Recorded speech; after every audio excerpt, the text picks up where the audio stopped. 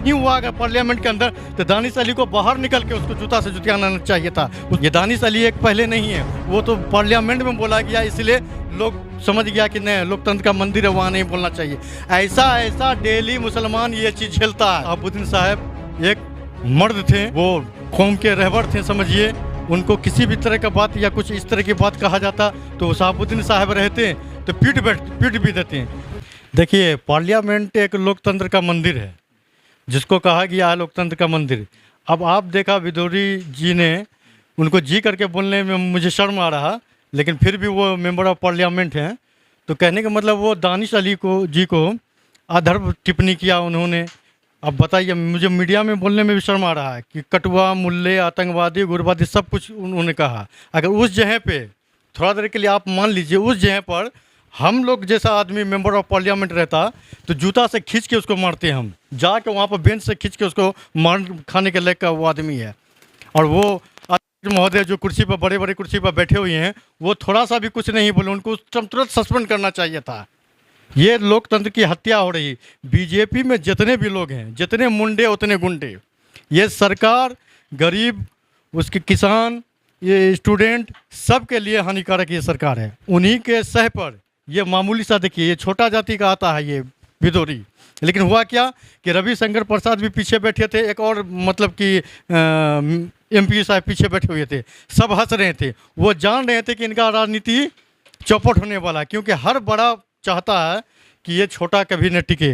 तो इसलिए वो बोल रहे थे तो ये लोग हंस रहे थे। इनको शर्म आना चाहिए। ये सिर्फ दानिश अली को गाली नहीं पड़ा है, ये पूरे भारत नहीं पूरे दुनिया के मुसलमान को ये गाली दिया है। ऐसे ऐसे लोगों को ये कटुआ बोला ना, वो कटुआ पिछुती के अगर हम लोग जैसा आदमी रहे तब 2 मिनट में उसको नहीं हुआ अगर पार्लियामेंट के अंदर तो दानिश अली को बाहर निकल के उसको जूता से जुतियाना चाहिए था। उसको शर्म होना चाहिए किस तरह का एमपी है। दानिश अली के साथ ये सब होने के बाद लोग शहाबुद्दीन को क्यों याद कर रहे हैं? अब याद करने से क्या फायदा? देखिए शहाबुद्दीन साहब को याद कर रहे हैं, अच्छी बात है। शहाबुद्दीन साहब एक मर्द थे, वो कौम के रहबर थे समझिए। उनको किसी भी तरह का बात या कुछ इस तरह की बात कहा जाता तो शहाबुद्दीन साहब रहते तो पीट भी देते हैं। एक 2006 में एक मुद्दा आया था गुजरात के मुद्दा पर, नरेंद्र मोदी को ओवैसी साहब कुछ बोल रहे थे तो उसमें बहुत सा बीजेपी वाला एमपी खड़ा हुआ था, आस्तीन मोड़ रहा था। तो शहाबुद्दीन साहब एक बार सिर्फ खड़े हुए हैं तो सबकी हवा छूट गए।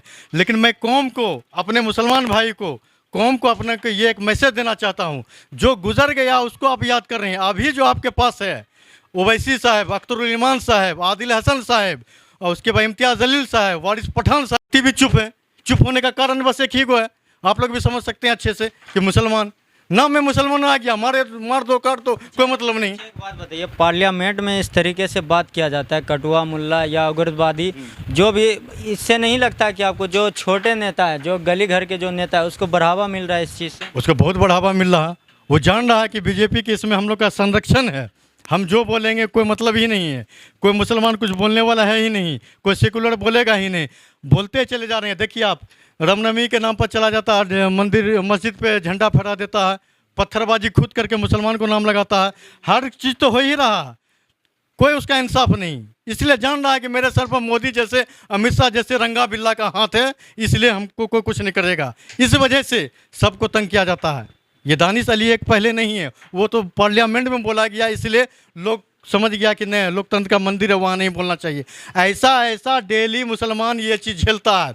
अब एक मिसाल देता हूँ मैं, कुछ दिन पहले डेंगू और उसके बाद क्या क्या बोला गया, स्टालिन जो बोला सनातन धर्म को, जबकि मैं इसके पक्ष में नहीं हूँ। धर्म सबका बड़ा है, सबका धर्म का सम्मान मैं करता हूँ, सब अपने अपने जगह पे ठीक है। ये उन्होंने बोला, अच्छा नहीं किया, लेकिन कितने हिंदू भाई को आहत हुआ, उनको लगा ना, तकलीफ हुआ ना कि भाई मेरे धर्म को स्टालिन ऐसे बोल दिया। अब आप सोचिए आप कि ऐसा डेली मुसलमान के साथ होता है, कभी कुरान के नाम पर, कभी हिजाब के नाम पर, कभी पैगंबर के नाम पर, कभी हदीस के नाम पर, ऐसा डेली तो मुसलमान झेल रहा है। तो ये चीज़ उनको, हिंदू भाई को भी सोचना चाहिए। जो आपको बोला डेंगू और मच्छर, तो ये चीज़ आपके लोग में भी कुछ लोग, सब नहीं, कुछ नारंगी खटमल जो इस तरह के बोल देते हैं कुरान पे या हदीस पे या मुसलमान पे, तो वो तो डेली मर रहे हैं घुट घुट के मुसलमान। तो आपको ये चीज़ खुद अंदाज़ा लगाना चाहिए।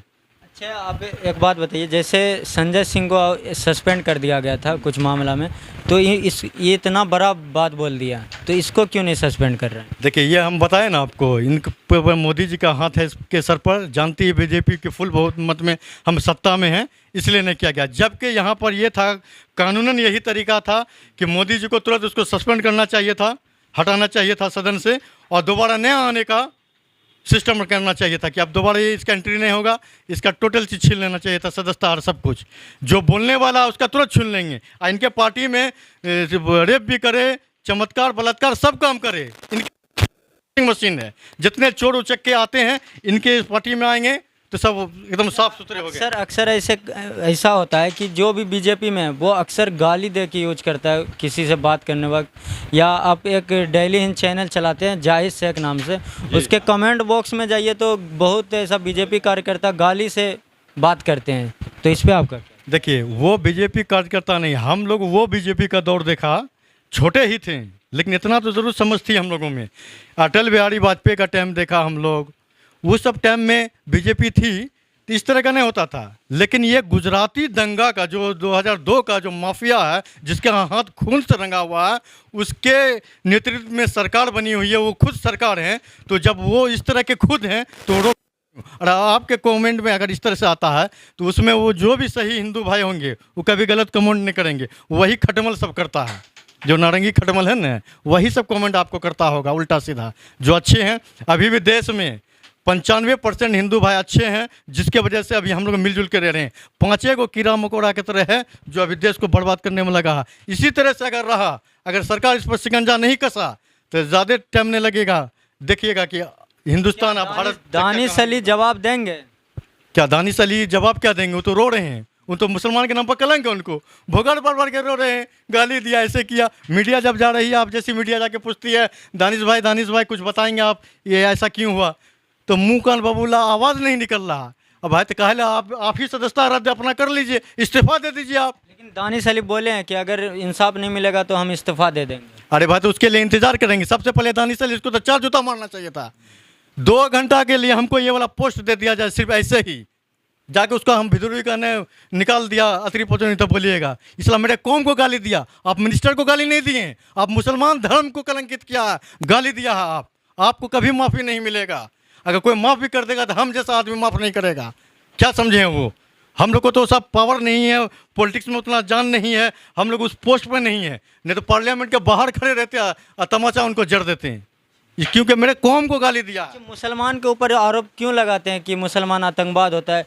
देखिए, आज़ादी के समय में भी बहुत ऐसे मुसलमान शहीद हुए थे, क्या इस पर क्या? देखिए, आज़ादी से पहले भी 1857 में भी बहुत सा आलिम जो है 60,000 के लगभग, जिनका सर कलम अंग्रेज द्वारा कर दिया गया, वो आज़ादी का फतवा जारी किया। सारा मुसलमान एकजुट होकर आज़ादी के लिए लड़ा। मुसलमान तो 1857 उससे पहले भी लड़ रहा। देश आपका 1940 को आज़ाद हुआ, लेकिन हम मुसलमान तो सब दिन से देश को आज़ाद के लिए लड़ रहे हैं। मुसलमान अगर देश में नहीं रहता तो शायद आज देश आज़ाद भी नहीं होता। ये लोग आतंकवादी बोले, कुछ बोले। मोहम्मद सिराज देखिए कितना बड़ा कारनामा कर दिया। अबुल कलाम आज़ाद देखिए, और APJ अब्दुल कलाम को देखिए, मिसाइल बना दिया। एक से कोरोना काल में जो अपनी बेटी का, अपने बाप का, अपनी बहू का, अपने भाई का लाश को नहीं छूता था कि मर जाएंगे, सला सड़ जाएंगे, कोरोना हो जाएगा, उसमें मुसलमान भाई का अभी भी बहुत बड़ा योगदान है कि लाश को ले जा, जो हिंदू थे उसको जलाया गया, जो मुसलमान थे उसको दफनाया गया। ये है मुसलमान। मुसलमान को आपको कितना गाली दीजिएगा, और आप जो चाहिए इसको ये कर देंगे। एक टाइम ऐसा आएगा कि आपको चुप रहना पड़ेगा इनको देख के कि हाँ कुछ है मुसलमान, क्योंकि मुसलमान में एकता ही नहीं है। सब अपना अपना अलग अलग पार्टी बना के झंडा ढोड़ा दूसरे का, ढोते रहिए। अब देखिए हर जगह कांड होता है। ये भी दानिश अली पर एक भी आदमी अभी तक टिप्पणी नहीं किया, ट्वीट किया है कि आप सेकुलर बन। वजह वही है कि हिंदू नाराज हो जाएगा, क्योंकि पूरा जितना वोट 2019 में सबसे ज़्यादा अखिलेश यादव को यूपी में वोट मिला था मुसलमान का, उनको वोट नहीं मिला। और ये इसलिए मुसलमान के बारे में नहीं बोलते हैं कि हिंदू वोट मेरा भाग जाएगा। मुसलमान जाएगा कहाँ? वो तो आएगा मेरे पास ही ना। आप बताइए, एक संवैधानिक पद पे बैठे इंसान के साथ इस तरीके से बोला जाता है, तो आम जनता के साथ कैसे बोला जाता है? आम जनता डेली मरता है।